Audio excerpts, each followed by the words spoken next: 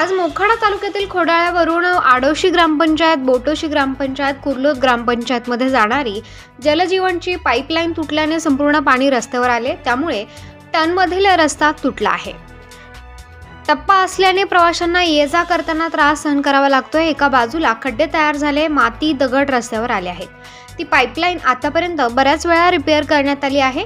या लाईनचा खूप मोठ्या प्रमाणामध्ये प्रेशर आहे, त्यामुळे ही लाईन तुटत आहे। त्यामुळे रस्ता थोडा करून तुटण्याची दाट शक्यता वाटत आहे। यावर योग्य ती उपाययोजना करण्यात यावी, अन्यथा वारंवार पाईपलाईन तुटल्याने रस्ता बंद होण्याची शक्यता आहे, असा सवाल प्रवाशांकडून करण्यात येत आहे।